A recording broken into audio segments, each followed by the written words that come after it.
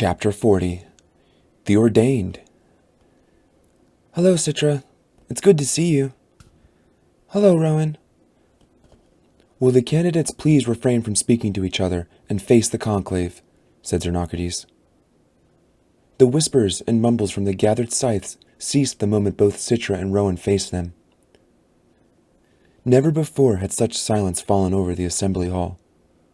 Rowan smiled slightly, not out of amusement, but out of satisfaction. The two of them, side by side, commanded an undeniable gravity that could silence 300 scythes. Whatever else happened today, Rowan would have this moment. Citra maintained a stoic facade, refusing to let the adrenaline flooding her system reveal itself on her face. "The Bejeweling Committee has studied your apprenticeships," Scythe Mandela announced to them, although it was meant more for the entire conclave. "We have reviewed the performance on all 3 of your tests, the first 2 of which you both failed, but with extenuating circumstances both times. Clearly, your instinct has been to protect each other, but the Scythedom must be protected first, at all costs." "Hear, hear!" shouted one of the Scythes in the back. "The committee's decision was not made lightly," continued Scythe Mandela. "Know that we gave both of you the fairest consideration we possibly could." Then he raised his voice even louder. "Candidates for Scythehood, will you accept the judgment of the Mid-American Bejeweling Committee?" He asked if it was possible to not accept their decision. "I do, Your Honor," said Citra. "So do I, Your Honor," said Rowan. "Then let it be known," said Scythe Mandela, "that now and forevermore, Citra Terra Nova shall wear the ring of Scythehood and bear the burden of all the ring entails." The room erupted in cheers, not just from the obvious supporters, but from just about everyone. Even those who were sympathetic to Rowan approved of the committee's decision. For in the end, what support did Rowan have in the Scythedom? Those who admired Goddard despised Rowan, and any who had given Rowan the benefit of the doubt were already rooting for Citra. Only now did it become clear that Citra was all but ordained the moment Goddard and his disciples perished in that fire. "Congratulations, Citra," said Rowan beneath the roaring approval of the crowd. "I knew you would do it." She found she couldn't even respond to him, couldn't even look at him. Scythe Mandela turned to her. "Have you chosen your patron historic?" "I have, Your Honor." "Then take this ring I hold out to you, put it on your finger, and announce to the Mid-American Scythedom and to the world who you now are." Citra took the ring in her hand, shaking so much she almost dropped it. She slipped it on her finger, a perfect fit. It was heavy on her finger, and the gold of the setting was cold, but was quickly warmed by her body heat. She held her hand up as she had seen the other ordained candidates do. "I choose to be known as Scythe Anastasia," she told them, "after the youngest member of the family Romanov." The gathered Scythes turned to one another, discussing her choice among them. "Miss Terra Nova," said Highblade Xenocrates, clearly not pleased. "I can't say that is an appropriate choice. The Czars of Russia were known more for their excess than their contribution to civilization. And Anastasia Romanov did nothing of note in her short life." "Exactly why I chose her, Your Excellency," Citra said, holding eye contact with him. "She was the product of a corrupt system, and because of that was denied her very life, as I almost was." Xenocrates bristled the slightest bit. Citra went on. "Had she lived, who knows what she might have done? Perhaps she could have changed the world and redeemed her family name. I choose to be Scythe Anastasia. I vow to become the change that might have been." The High Blade held her gaze and held his silence. Then one Scythe rose and began applauding. Scythe Curie.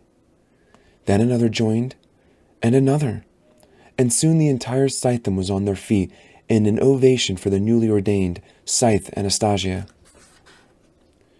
Rowan knew they had made the right decision, and when he heard Citra defend her choice for their patron historic, he admired her more than he had ever had. Were he not already standing, he would have risen to his feet in ovation as well. Then, as the accolades died down and the Scythe were seated, Scythe Mandela turned to Citra. "You know what you have to do." "I do, Your Honor." "What method do you choose?" "Blade," she said. "So many of my trials seem to be by the blade. This one should be no different." And of course, a tray of knives was ready, just out of sight.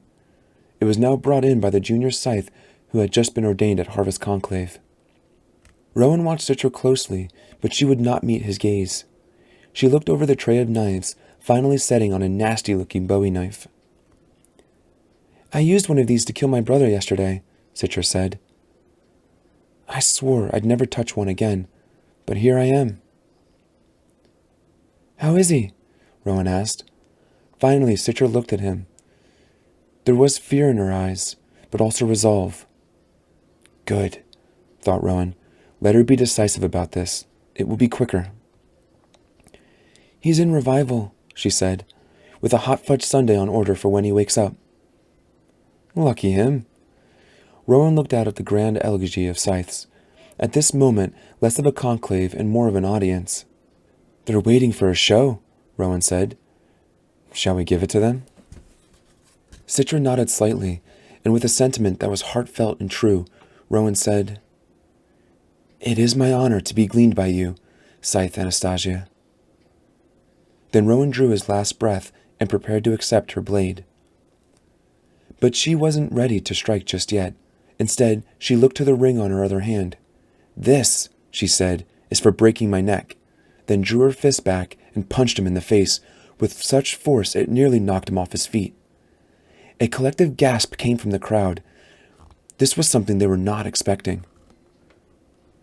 Rowan reached up to feel blood spilling from a huge gash that her ring had caught across his cheek.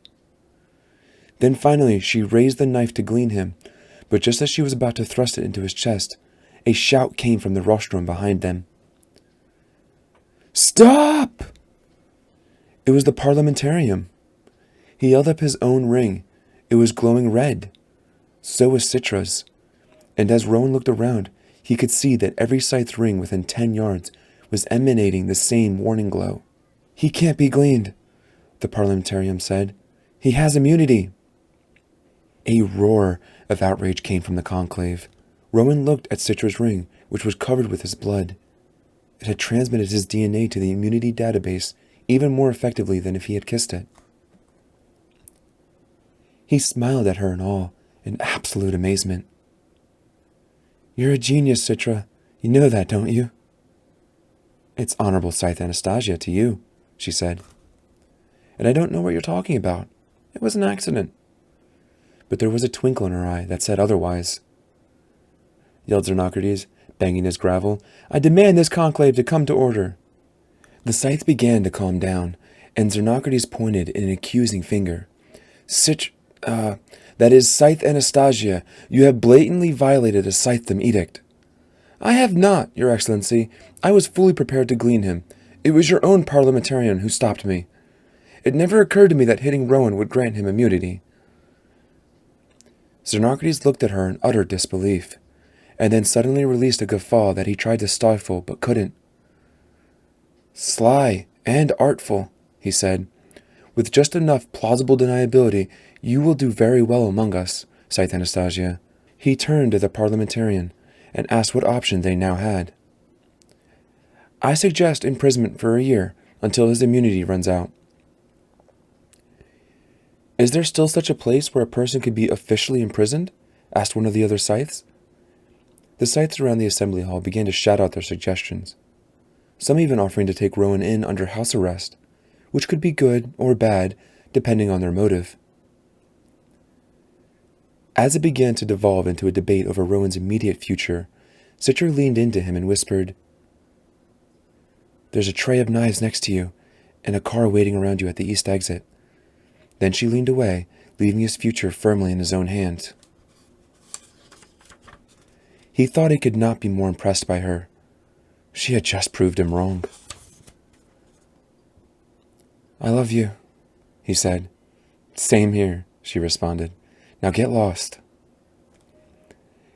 He was a wonder to watch. He took 3 blades from the tray and somehow managed to wield them all. Scythe Anastasia made no move to stop him, but even if she had, it would have been no use. He was too quick. He hurled himself like a fireball down the center aisle. The scythe closest to him leaped into action, trying to stop him, but he kicked and spun and sliced and flipped. No one could get a hand on him. To Scythe Anastasia, he seemed some deadly force of nature. Of the scythes in his way, the lucky ones only had their robes sliced. The less lucky ones found themselves with wounds they never even saw inflicted. One, Scythe Emerson, she believed, would be requiring a trip to the revival center. And then he was gone, leaving pandemonium in his wake.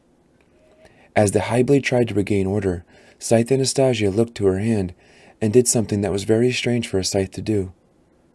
She kissed her own ring, getting just the slightest bit of Rowan's blood on her lips, enough for her to remember the moment forever. The car was waiting just as Citra had said. He thought it would be a public car. He thought he would be alone. Neither was the case. As he hopped in, he saw a ghost in the driver's seat. After all he'd been through the day, this was the moment that nearly made his heart stop. "Good evening, Rowan," said Scythe Faraday. "Close the door. It's positively Arctic outside." "What?" said Rowan, still trying to wrap his mind around the moment. "How are you not dead?" "I could ask you the same question. But time is of the essence. Now please, close the door." So Rowan did, and they sped off into the frosty, fulcrum city night. Journal entry. Have we ever had an enemy worse than ourselves? In the age of mortality, we warred ceaselessly with one another, and when there was no war to be made, we beat down one another in the streets, our schools, our homes, until war turned our gaze outward again, placing the enemy at a more comfortable distance. But all such conflict is a thing of the past. There is peace on earth, goodwill toward all humankind. Except, that's the thing. There is always an exception. I haven't been a scythe for long, but I can already see that the scythedom is in danger of becoming that exception.